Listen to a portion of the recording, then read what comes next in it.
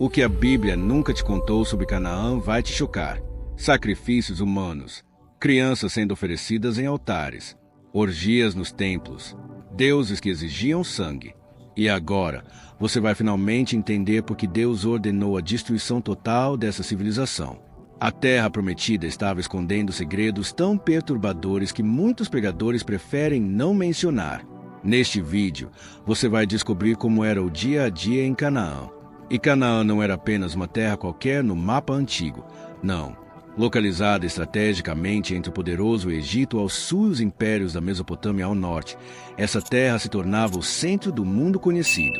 Imagine só, se você fosse um mercador tentando levar mercadorias do Egito à Babilônia, ou um exército querendo conquistar novos territórios, você teria que atravessar Canaã, uma encruzilhada de culturas, ideias e conflitos.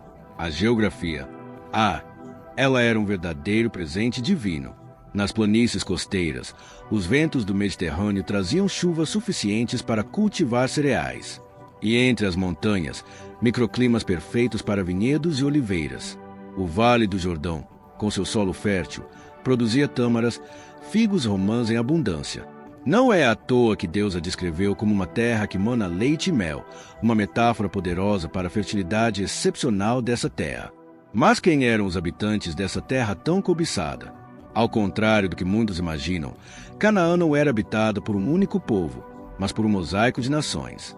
Os cananeus dominavam as regiões costeiras e eram exímios comerciantes. Os jebuseus controlavam a região montanhosa, onde futuramente se ergueria Jerusalém. Já os hititas traziam técnicas avançadas de metalurgia de suas origens na Anatólia, e os amorreus, conhecidos por sua estatura elevada, controlavam fortalezas nas montanhas. E não podemos esquecer dos perizeus e heveus, cada um com suas próprias tradições, dialetos e divindades. Um cenário de diversidade étnica que desafiava qualquer entendimento. Mas não se engane, essas cidades não eram novas. Muitas delas, como Jericó, existiam há mais de 1000 anos antes da chegada dos israelitas. O Egito, os hititas e os babilônios, todos tinham interesse em Canaã. A riqueza e a localização estratégica dessa terra atraíam cobiça dos grandes impérios. O Egito via a região como sua esfera de influência, frequentemente enviando exércitos para pacificar cidades rebeldes. Internamente, a riqueza gerada pelo comércio criava uma sociedade excepcionalmente desigual. Enquanto as elites viviam em luxuosos palácios, a maioria da população se arrastava em condições de miséria. Agora, você deve estar se perguntando, como essas pessoas viviam? Vamos explorar o dia a dia de Canaã. E prepare-se para revelações que a maioria dos pregadores não tem coragem de contar. Imagina o amanhecer em uma cidade cananeia. O sol nascendo sobre casas de pedra e barro empilhadas, umas sobre as outras. As ruas estreitas e tortuosas. As casas, simples, feitas de tijolos de barro misturado com palha, pedras, com telhados planos cobertos por galhos entrelaçados e barro. Uma estrutura tão simples, mas que dava resistência contra o calor do dia e o frio da noite. Pelas manhãs, as mulheres cananeias já estavam trabalhando. O primeiro passo, acender o fogo e começar a moer grãos de trigo ou cevada. E tudo isso, em moinhos de pedra, era um trabalho árduo que tomava horas. E enquanto isso, outras mulheres saíam para buscar água no poço, um momento social importante, onde as fofocas e notícias da cidade circulavam. E a alimentação? Pão, o alimento fundamental do cananeu, feito em fornos de barro ou até mesmo em pedras quentes. Eles também comiam azeite, azeitonas, lentilhas, grão de bico, frutas como tâmaras, figos e romãs. O leite de cabra, queijos e iogurte eram comuns. Carne, isso era um luxo reservado para festas. Vinho, produzido nas montanhas de Canaã, frequentemente diluído com água para render mais. Mas quem eram os homens de Canaã? A maior parte da população trabalhava nos campos, com suas ferramentas de arado puxado por bois ou jumentos para cultivar a terra. Sob o sol escaldante, a vida era difícil, exaustiva. Nas cidades, artesãos especializados criavam utensílios de cerâmica, forjavam metais, fabricavam móveis, tecidos, sandálias e por aí vai. No topo da pirâmide social, Os reis locais viviam em palácios modestos, mas cercados de luxos para os padrões cananeus. Resolviam disputas, planejavam construções e se preparavam para guerras. E não podemos esquecer dos sacerdotes. Eram quase tão poderosos quanto os reis, controlando os tempos e mediando a relação do povo com os deuses. Mas a grande questão é, por que tudo isso se desfez? Como uma civilização tão rica e avançada foi destruída? O que a Bíblia realmente nos mostra sobre esse povo e o que ela esconde? As respostas estão mais perto do que você imagina. A época do plantio, a expectativa ansiosa pelas chuvas de inverno, a colheita e os festivais que acompanhavam esses momentos. Quando a colheita finalmente chegava, uma parte significativa era destinada aos armazéns do palácio e do templo, como tributo ao rei e aos deuses. E o que sobrava para os camponeses? Apenas o suficiente para sobreviver até a próxima safra. Isso te surpreende? Mas não é só isso. A proteção divina que os israelitas receberam ao entrar nessa terra de contrastes, você pode experimentar também. Comente agora, eu confio na provisão de Deus, mesmo nos tempos difíceis. Mas, além do trabalho diário, existia algo muito mais forte, algo que rege a sociedade cananeia, a religião.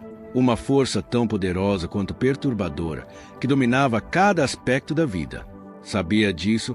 Segredos esquecidos de Canaã que os livros de história nunca nos contam. Em meio às ruínas de cidades antigas, arqueólogos descobriram tabuletas de argila, com inscrições que revelam um mundo surpreendentemente complexo e diferente do que imaginamos. A maioria da população era analfabeta, mas existia uma elite de escribas altamente treinados que dominavam a escrita cuneiforme da Mesopotâmia e até desenvolviam um sistema alfabético revolucionário para a comunicação escrita. O intercâmbio cultural com o Egito, um impacto tremendo. Nobres cananeus enviavam seus filhos para estudar lá, aprendendo hieróglifos, matemática, astronomia e medicina. Agora imagine o poder do conhecimento, sendo restrito a poucos privilegiados. As festas cananeias eram memoráveis, regadas a vinho em abundância, e os arqueólogos encontraram adegas impressionantes que podiam armazenar milhares de litros. Mas, o que mais? Algo ainda mais perturbador. Evidências do uso ritual de substâncias alucinógenas. Isso mesmo. Sacerdotes e sacerdotisas consumiam psicotrópicos para se conectar com os deuses. Esses estados alterados de consciência eram vistos como possessão divina, uma prática que o Deus de Israel condenava veementemente. As realizações arquitetônicas dos cananeus, notáveis para sua época. Jericó, uma das cidades mais antigas do mundo, com muralhas impressionantes de até 6 metros de altura. Técnicas avançadas de engenharia. Algumas cidades chegaram a desenvolver sistemas rudimentares de aquedutos, canalizando água através de túneis subterrâneos até cisternas centrais. E os templos dedicados a Baal e Astarote, que imploravam a adoração dos deuses. Altares elevados para sacrifícios, pátios rodeados por símbolos de fertilidade. E os famigerados postes de Azera, mencionados na Bíblia como abominações. Agora, pense no sistema de justiça em Canaã. Brutal e direto, o rei tinha poder absoluto sobre vida e morte. As punições para crimes começavam com multas, mas logo escalavam para mutilações e execuções públicas. O princípio do olho por olho era aplicado literalmente. Você consegue imaginar isso? Relatos históricos mostram reis cananeus cortando os dedos dos pés de inimigos derrotados, como aconteceu com Adoni-Bezek, que confessou ter feito o mesmo com 70 reis. A aparência física, valorizada ao extremo. Homens e mulheres usavam túnicas coloridas, tingidas com púrpura e carmesim, que simbolizavam poder e riqueza. As mulheres da nobreza adornavam-se com joias de ouro, prata e pedras preciosas, como lápis-lazuli e cornalina. Agora, a vida social, quão distorcida era. Casamentos arranjados eram a norma, mas os homens poderosos mantinham concubina e até escravas sexuais. Durante festivais dedicados a Astarote, a prostituição ritual era uma prática comum, destinada a garantir a fertilidade da terra. Tem mais, a homossexualidade estava integrada a certos ritos religiosos. O divórcio existia, mas as mulheres perdiam todos os direitos sobre filhos e propriedades. A vida em Canaã não era só marcada por excessos e práticas morais distorcidas, também era encurtada por doenças devastadoras. A falta de saneamento básico, com lixo e excrementos acumulados nas vielas das cidades, criava um ambiente ideal para epidemias. O que mais?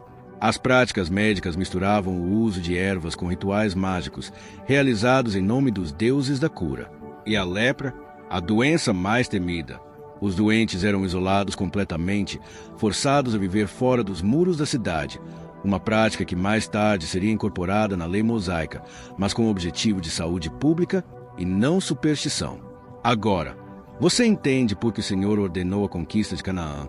Teus caminhos são mais altos. Senhor, escreva isso nos comentários e compartilhe este vídeo, para que outros também possam entender os planos divinos. Por fim, no coração da cultura cananeia, a religião dominava tudo. O panteão de deuses, com Eu, o pai dos deuses, mas quem dominava realmente? Baal, o poderoso deus da tempestade e da fertilidade, e sua consorte, Astarote, a deusa do amor e da guerra. Acreditava-se que o ciclo de seca e chuva representava a morte e ressurreição de Baal. E os rituais? Os mais grotescos. Sacrifícios de animais eram comuns, mas em momentos de crise, os cananeus recorriam ao sacrifício humano. Crianças, especialmente primogênitos, eram sacrificadas a Moloque, uma manifestação de Baal. As evidências. Arqueólogos encontraram o Tofete, um cemitério com urnas contendo os restos de crianças sacrificadas. E as festas de fertilidade, inimagináveis. A união sexual entre Baal e Astarote era encenada nos templos como um rito de fertilidade. Sacerdotes e sacerdotisas realizavam atos sexuais para estimular os deuses. A prostituição sagrada era institucionalizada. Os festivais mais importantes, o Ano Novo, celebrado no outono, com consumo de álcool e drogas rituais, gerando estados alterados de consciência, interpretados como possessão divina. Dentro de tudo isso, as mulheres, com um papel contraditório, veneradas e ao mesmo tempo oprimidas. Agora, você consegue compreender o que se escondia por trás de Canaã? Comente agora e compartilhe esse vídeo. O entendimento dos planos divinos está em suas mãos. Por um lado, a feminilidade era venerada com o culto a Astarote, mas, por outro, a maioria das mulheres vivia sob um rígido controle patriarcal. Essa contradição definia o cotidiano feminino em todos os aspectos da vida. O casamento em Canaã, por exemplo, não passava de um acordo comercial entre famílias. A jovem tinha pouca voz na escolha do marido. O casamento era arranjado pelo pai, que negociava o preço da noiva com a família do noivo. Você consegue imaginar isso? Os documentos de Ugarit, uma antiga cidade cananeia, revelam contratos matrimoniais que detalhavam esses arranjos financeiros. Uma vez casada, a mulher passava da autoridade do pai para a do marido, e sua vida estava controlada, sem opções. Mas, e se te dissesse que, em algumas cidades cananeias, as mulheres ocupavam posições de poder? Sim, escavações em algumas dessas cidades revelaram tumbas luxuosas de mulheres que tinham influência significativa, e algumas até mesmo governaram após a morte de seus maridos, enquanto seus filhos ainda eram menores. E os textos egípcios? Eles mencionam rainhas de Canaã com quem os faraós mantinham correspondência diplomática. Incrível, não é? No cotidiano, as mulheres cananeias tinham responsabilidades pesadas. Eram responsáveis pela manutenção do lar, preparo de alimentos, tecelagem, cuidado dos filhos e, em alguns casos, até pelas tarefas agrícolas.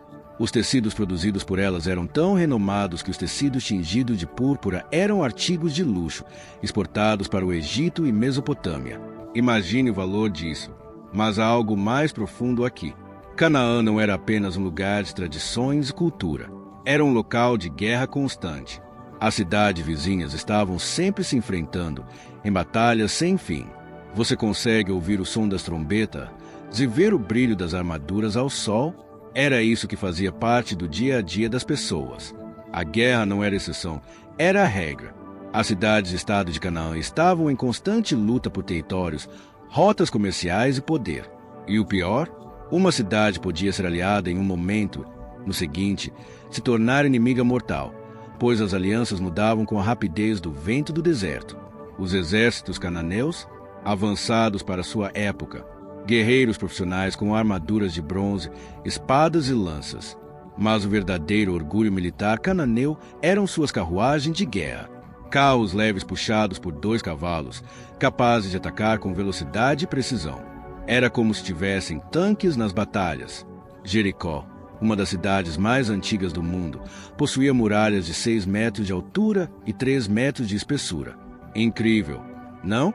Essas fortificações eram tão impressionantes que, quando os israelitas as avistaram pela primeira vez, sentiram-se como gafanhotos comparados aos habitantes locais.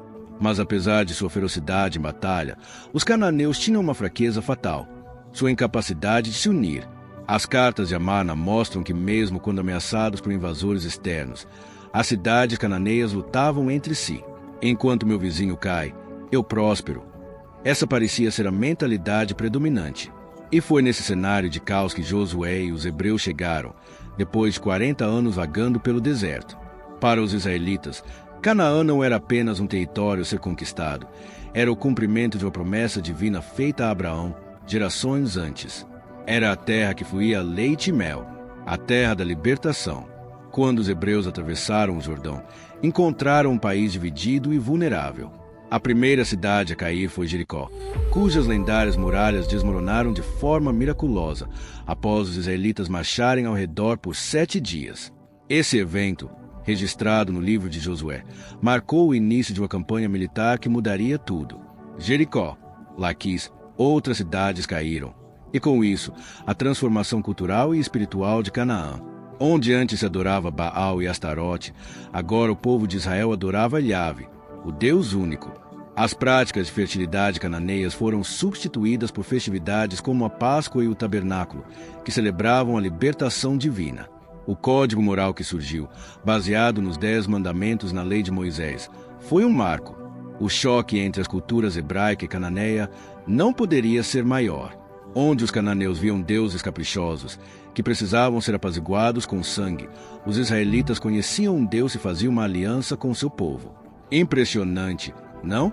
Enquanto a religião cananeia girava em torno dos ciclos naturais, a fé hebraica se baseava em eventos históricos e revelações diretas.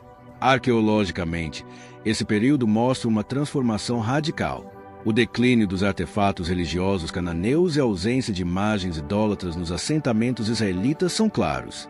As novas aldeias, com padrões arquitetônicos distintos, surgiram nas regiões montanhosas, sem ossos de porco, algo comum entre os cananeus. A conquista não foi instantânea nem total. O livro de Juízes mostra que muitos cananeus permaneceram, e sua influência cultural e religiosa continuou a tentar os israelitas por gerações. Essa coexistência tensa é confirmada por escavações, que mostram a mistura de práticas culturais em alguns assentamentos da época. Agora, eu te pergunto, você acredita que Deus ainda luta em batalhas espirituais para cumprir seus propósitos em sua vida? Comente agora: o Senhor dos Exércitos luta por mim. Por que Deus falou com você hoje? Esta mensagem sobre Canaã não foi por acaso. Foi um chamado. Clique agora no vídeo sobre Assim Era a Vida em Sodoma e Gomorra. Você vai descobrir segredos chocantes sobre por que Deus agiu com justiça e como isso se aplica diretamente à sua vida hoje.